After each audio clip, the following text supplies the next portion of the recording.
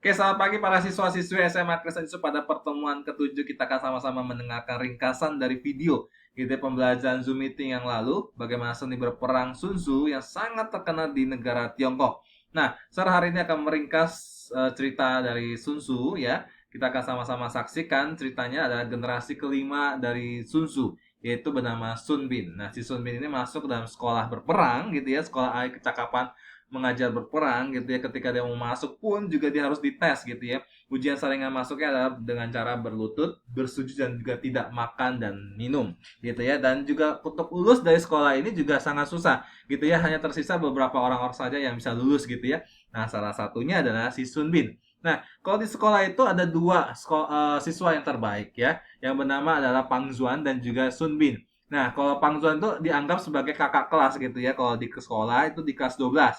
Kalau si Sun Bin anggaplah kelas 11 gitu ya, satu tingkat di bawahnya gitu ya. Pang Zuan dan si Sun Bin merupakan the best student ya, terbaik banget di sekolah berperang gitu ya. Nah, itu sangat terkenal di sekolah tersebut gitu ya. Nah, si Sun Bin, apalagi si Sun Bin. Si Sun Bin itu sangat ahli berperang ya, sangat-sangat dihormati strategi berperangnya. Nah, kedua itu akhirnya berjanji mengikat diri, mengangkat diri menjadi persaudaraan. Saudara gitu ya, si Sun Bin akhirnya menjadi kakak, si Pang Zuan akhirnya menjadi adik. Ya, sedangkan kalau di kelas gitu ya, si Pang Zuan sebagai kakak kelas, tapi si Sun Bin itu sebagai adik kelas gitu ya. Nah, suatu hari ketika si Pang Zuan sudah mau lulus gitu ya, setelah 3 tahun dia belajar gitu ya, dia harus terpaksa harus kembali ke masyarakat, terjun dahulu ke turun gunung gitu ya, karena sudah merasa sudah cukup ilmunya gitu ya. Akhirnya dia mengabdi diri kepada kerajaan Wei. Kemudian si Pang Zuan diangkat menjadi panglima utama di kerajaan Wei. Sedangkan si Sun Bin masih sekolah gitu ya, masih sekolah, masih belajar dengan guru-gurunya, di bimbingan-bimbingan dari guru-gurunya. Nah, kerajaan Wei itu ada posisinya di atas gitu ya, kerajaan Xi. Kerajaan Xi adalah merupakan cikal bakal melawannya kerajaan Wei gitu ya. Nah, kemudian ketika beberapa waktu kemudian terkesan dengan kemampuan si Sun Bin, akhirnya si gurunya itu memberikan ilmu kitab,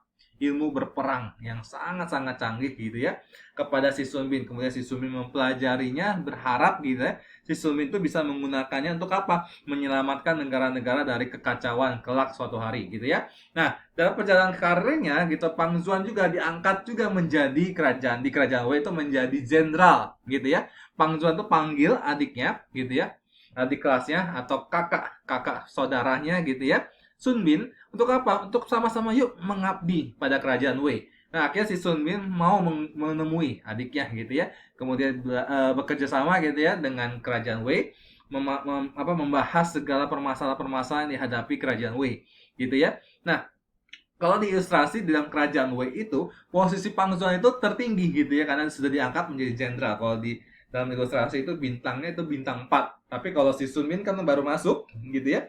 Jadi dia sebagai letnan jenderal itu bintang 3 ya kalau sebagai ilustrasi. Ya supaya kita tahu, bisa membayangkan gitu ya. Nah, ketika kita membahas gitu ya berbagai hal gitu ya, Pang Zuan itu akhirnya tahu, emang benar-benar mengakui dah si Sun itu jago banget dengan ahli strategi ya, dengan kemampuan-kemampuan itu jauh banget, si Pang Zuan itu kalah gitu ya. Ghost itu udah beredar ke prajurit-prajurit ya. Prajurit itu juga yang sedang ngobrol sana ngobrol sini tuh akhirnya si Pang Zuan mendengar gitu ya, kedua prajurit juga gosip bahwa mengatakan si Sun Bin lebih jago daripada Pang Zuan, ya marah dong gitu ya sebagai jenderal gitu ya. Marah, kemudian dia takut gitu kan, merasa kehilangan gitu posisi terbaiknya dia sebagai jenderal gitu ya, jabatannya, lalu dibunuhlah dua prajurit itu, dibuang ke laut gitu ya, supaya tidak banyak lagi orang-orang yang tahu bahwa si Sun Bin lebih jago. Nah, situasi semakin lama semakin takut nih, karena terancam dengan karirnya gitu ya. Nah, jika diketahui sama raja juga sama gitu ya. Kalau raja juga mengakui bahwa si Sun Bin itu lebih pintar gitu ya, dan lebih percaya bahwa ahli-ahli strateginya lebih pintar, lebih bermanfaat dibanding ke Pang Zuan gitu ya. Dan dia ingin sekali gitu ya, si Pang Zuan ini pengen sekali mendapatkan kitab itu supaya dia bisa belajar juga gitu ya. Belajar pintarnya sama dengan si Sun Bin gitu ya. Akhirnya suatu saat si Bang Zon tanya kepada Sun Bin, mau minta dong sama kitab itu, ilmu yang ilmu berperang yang dikasih sama guru gitu ya. Nah, ketika si Sun Bin tahu gitu ya, dia bilang gitu ya, gurunya sudah dikembalikan ke gurunya gitu kan. Akhirnya dia sudah hafal, jadi dia nggak pegang gitu ya. Nah, ketika dengan pupus harapan gitu ya, bahwa si Pang Zuan merasa gagal mendapatkan kitab itu, jadi akhirnya dia pengen nih merampas apa yang di pikirannya dia, otaknya dia gitu ya. Suatu hari si Sun Bin itu akhirnya difitnah supaya si Pang Zuan bisa mendapatkan apa yang dipikirannya dia gitu ya. Dijatuhilah hukuman mati kalau orang yang berkhianat gitu ya, difitnah bahwa dia bersekutu dengan kerajaan-kerajaan lain gitu ya, akhirnya dijatuhi hukuman mati gitu ya. Nah tetapi si Pang Zuan itu melobi ke raja, nggak usah deh ya, bahwa nggak usah dibunuh deh, cukup dilumpuhkan aja tangan dan kakinya, diberikan stempel di pipinya aja deh cukup gitu ya. Kalau seorang pengkhianat zaman dulu gitu di negara Cina ada stempelnya, berarti dia seorang pengkhianat. Nah, dalam kondisi lumpuh dan di penjara gitu ya, akhirnya si kakak itu setiap hari gitu ya menemui adiknya, menengok adiknya ya supaya apa? Cari hati gitu ya. Nah, setiap hari dikirimkan makanan-makanan enak gitu ya kepada si Sun Bin, dan itu membuat si Sun Bin itu percaya bahwa si Pang Zuan itu tulis. Nah, pesan moralnya, hati-hati. Jadi kalau ada seseorang yang membaik sama kamu, ingat baik-baik, bener nggak dia tulus memberikannya? Apa jangan-jangan dia ada kemauan atau keinginan yang lain gitu ya di balik pemberian kebaikan-kebaikan yang dia diberikan? Gitu ya, hati-hati. Dan benar si Pang Zuan itu ya pengen ilmu berperangnya gitu ya, apa yang dipikirkan, apa yang dipunya, dan si Sun Bin dia minta, Bin tolong dong gitu kan gue udah baik nih sama lu nih gitu kan, tolong dong tulis lagi deh kitab suci, kitab-kitab ilmu berperang lu gitu ya. Nah akhirnya si Sun Bin merasa ya bener nih si kakaknya tulus baik sama dia, ya udah akhirnya tulislah kitab itu kembali, disalin ulang gitu ya di bila-bila bambu, dengan harapan apa, supaya si Pang Zuan suatu saat nanti gitu ya bisa menghadapi berbagai masalah di dalam kerajaan Wei, karena dia sudah tidak punya tangan, dia sudah tidak punya kaki gitu kan. Akhirnya ya sudah, dia berikanlah semuanya apa yang dimiliki, kepandaian dan kepintarannya dia yang dipelajari sama sekolah berperang, dia tulis semuanya. Nah pada waktu dia nulis gitu ya, menulis kitab itu, sang penjaga penjara itu merasa tidak tega ketika melihat bahwa si Sun Bin itu dihianati sama Pang Zuan. Akhirnya si penjaga penjara ini akhirnya ngomong gitu ya, sebenarnya Bin yang sebenarnya menjebloskan lu ke penjara gitu ya, sebenarnya yang memotong tangan kakimu, melumpuhkan tangan kaki kamu adalah, yang menjatuhi hukuman kamu adalah si Pang Zuan kamu sendiri gitu ya, dia berkhianat gitu kan. Akhirnya mendengar hal itu kan dia marah gitu ya, akhirnya dibakarlah kitab itu yang sudah ditulis gitu ya berbulan-bulan. Nah ketika kerajaan sekutunya, kerajaan lawannya itu mendengar bahwa si Sun Bin udah nggak jadi lagi jenderal karena ya sudah apa namanya, posisinya kan sudah lumpuh gitu ya, akhirnya dia sudah tidak menjabat di kerajaan Wei lagi, dia mengutus seseorang untuk mengecek bener nggak ya dia nyamar di tahanan gitu ya, dia ngecek si Sun Bin ada di penjara itu atau tidak gitu ya.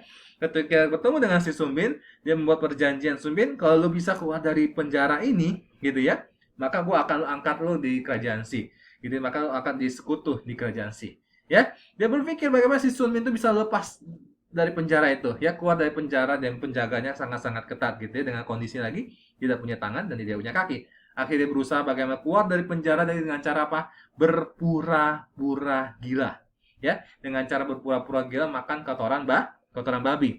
Nah karena Pang Juan itu akhirnya tahu gitu ya, melihat sendiri gitu ya, bahwa si Sun udah gila gitu ya, karena stres mungkin kalau di penjara gitu ya, gila dan memakan kotoran babi itu dengan lahap gitu ya, dan percaya bahwa si Sun itu gila. Ya sudah, akhirnya dia melonggarkan penjagaan ketat gitu ya, akhirnya melupakan dan mengontorkan penjagaan, sehingga penjaga itu hampir nyaris tidak terjaga gitu ya. Si Sun Bin akhirnya dimasukkan ke karung supaya apa, dibuang gitu ya, karena kalau sudah nggak berharga pasti dibuang ya, entah di hutan, entah di laut gitu ya. Nah, si Sun ini dimasukkan ke karung dan dibuang di tepi hutan. Nah, pada saat itulah pasukan-pasukan khusus dari kerajaan Si datang untuk menyelamatkan lawan ya, menyelamatkan si Sun Bin ya kan. Kerajaan Si itu merupakan lawan dari kerajaan Wei, ingat ya, datang untuk menyelamatkan dia. Nah, mata-mata itu yang ketika datang membawa si Sun Bin ke kerajaan Si, tapi dia ragu nih, bener nggak nih Sun Bin asli? Jangan-jangan nih bohongin nih, jangan-jangan cuma prajurit doang biasa-biasa aja nih. Jadi ini bukan Sun Bin yang jago ahli berperang gitu ya. Akhirnya si Sun Bin itu diminta dites gitu ya. Coba kamu menangkan bagaimana pacuan kuda gitu ya. Gue punya kuda nih kuda jenderal, tapi kuda gue nggak jago dia ya. Kuda raja lebih pasti lebih bagus, lebih istimewa, lebih spesial gitu ya. Nah bagaimana sih kuda itu bisa menangkan kuda raja? Sama-sama punya 3 kuda. Jenderal punya 3 kuda gitu ya. Raja punya 3 kuda ya. Kuda pertama itu adalah kuda terbaik. Kuda kedua ada kuda biasa-biasa saja. Kuda ketiga ada kuda yang paling jelek di antara 3 kuda ini. Ya, sama-sama si kuda jenderal punya 3 kuda, raja juga punya 3 kuda. Nah, bagaimana cara bisa memenangkan pacuan kuda? Ya, kemudian si Sun Bin mengeluarkan kepandaian dia. Ya, jenderal akhirnya mengeluarkan kuda yang ketiga.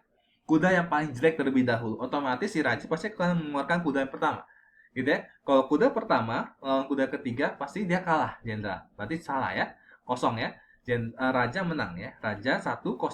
Oke. Nah, kemudian apa yang dia keluarkan lagi? Setelah dia keluarkan kuda ketiga gitu ya, pasti si raja pasti keluarin kuda kedua nih, ya kan? Nah, makanya dia keluarin kuda pertama. Ya, kuda pertama dengan kuda kedua pasti kuda pertama menang. Oke? Jadi akhirnya kuda raja kalah. Jadi jenderal menang. Akhirnya 1-1 gitu ya. Nah, kemudian terakhir otomatis si raja pasti keluar kuda yang paling ketiga, paling jelek di antara kuda raja, ya kan? Kuda ketiga otomatis kita keluarin kuda yang kedua. Ya, kuda kedua. Jadi otomatis kita menang, ya kan? Raja kalah. Jadi 2-1. Ya. Oke, nah itu membuktikan bahwa si Sun Bin itu akhirnya benar, asli, gitu ya. Nah, kemudian si kerajaan Si sudah mantap gitu bahwa dia punya jenderal gitu ya. Diangkatlah si Sun Bin jadi jenderal militer. Akhirnya si Sun Bin lah diutus untuk berperang melawan kerajaan Wei. Kerajaan Si lawan kerajaan Wei ya, Jenderal Pang sendiri ya, dia melawan saudaranya sendiri. Pertempuran kerajaan Si melawan kerajaan Wei. Nah, akhirnya bagaimana sudah tahu gitu ya, Pang Zuan itu menyiapkan banyak orang, 14.000 pasukan. Oke, 14.000 pasukan. Tapi si siapa namanya? Sun Bin itu menyiapkan cuma 1.000 pasukan. Oke. Nah, mustahil ya 14.000 lawan 1.000. Bener gak? Banyak gitu ya. Nah, akhirnya Pang Juan tuh coba kirim mata-mata. Berapa sih yang dikirim oleh si Sun Bin gitu ya? Bener gak sih 1.000 gitu ya? Bener kata prajurit 1.000, Pak. Ya, Pang Zuan gitu ya 1.000. Nah, Pang Zuan tuh udah sama dia sekolah, dia sama Sun Bin, dia tahu si Sun Bin tuh pintar. Ya, nggak mungkin gitu ya si Sun Bin berani-beraninya mengalahkan saya 1.000 lawan 14.000 gitu ya. Si Sun Bin tuh pintar, nggak mungkin dia cuma siapin 1.000 saja. Ya, akhirnya dia cek gitu ya, pada suatu hari dia malam-malam dia cek gitu ya, kalau malam-malam itu tradisi dia nyalain api unggun. Nah, si Sun Bin itu lebih pintar gitu ya. Nah, si Sun Bin itu menyuruh prajurit-prajuritnya menyalakan api unggun juga. Ya, posisinya si Pang Zuan-nya di atas, si Sun Bin-nya di bawah, otomatis si Pang Zuan kan bisa ngeliat tuh ya, posisinya lebih gampang ya kan, ngeliat ke bawah gitu ya. Nah, si Pang Zuan itu akhirnya memata-matai dengan cara seperti melihat api unggunnya. Nah, si Sun Bin juga nggak kalah pintar gitu ya, ketika dia tahu dia suruh 1.000 pasukannya cuma pegang satu orang satu ya, satu prajurit satu api unggun. Otomatis kalau ada 1.000 prajurit ada berapa api unggun? 1.000 ya, ada 1.000 api unggun. Nah, pada zaman itu ya, api unggun itu, satu api unggun itu dipegang oleh 12 orang gitu ya. Jadi kalau si Pang Zuan ngelihat ada 1.000 ya, 1.000 api unggun, berarti ada berapa orang? 12.000 orang. Berarti Pang Zuan akhirnya benar-benar dia menahan diri, dia ngecek lagi besoknya, benar 1.000 api unggun, benar. Berarti si Pang Zuan, si Sun Bin itu mengirim 12.000 prajurit. Ya kan nggak mungkin 1.000, pasti lebih banyak 12.000. Setelah dihitung-hitung Pang Zuan melihat bahwa 14.000 lawan 12.000, wah, menang 2.000. Masih masih masih apa namanya, lebih banyak gitu ya daripada si Sun Bin, ya kan? Menang banyak dong gitu ya. Masih menang dong, akhirnya dia serang ya. Pang Zuan serang tanpa mempersiapkan diri dengan baik-baik ya. Pada si Sun Bin sudah mempersiapkan strategi-strateginya gitu kan. Nah, prajurit si Sun Bin itu padahal ketika dia si Pang Zuan tuh dia kirim berperang gitu ya. Nah, kalau orang berperang, kirim berperang, orang yang paling pertama itu adalah orang yang paling pintar, ya enggak? Yang paling pintar, dia ahli jago berperang di depan backingannya gitu ya. Nah, para prajurit itu di bawah si Sun Bin itu, yang di lembah itu, yang di bawah itu, ternyata nggak ada sama sekali, gitu ya. Ketika prajurit datang kok sepi, gitu ya. Nah, itu merupakan strategi dari si Sun Bin ketika dia tiba-tiba mereka masuk ke dalam lembah itu, prajuritnya mengepung semuanya, gitu ya, di prajuritnya si Pang Zuan, gitu ya. Akhirnya yang pinter-pinter, yang dijago-jago itu, yang di lembah itu gitu ya, namanya lembah kematian atau Death Valley gitu ya. Pang Zuan itu akhirnya menyuruh barisannya semua maju ke depan gitu, yang terhebat. Nah, ketika masuk ke dalam jebakannya si Sun Bin gitu ya, si Sun Bin akhirnya mengepung prajurit-prajuritnya si Pang Zuan gitu ya. Si Pang Zuan lihat hal itu, wah tuh gawat nih, tiba-tiba datang menyerang. Berarti 12.000 orang dia keluarkan semua gitu kan. Dia ciper apa, ciut gitu loh hatinya gitu ya. Waduh, minder gitu loh, mentalnya jadi minder. Akhirnya Pang Zuan tuh takut daripada gue kalah telak gitu ya, lawan Sun Bin, malu-maluin gitu ya, lawan sama apa namanya, adik kelasnya sendiri atau kakaknya saudara sendiri gitu ya. Akhirnya Pang Zuan tuh bunuh diri ya. Kita lihat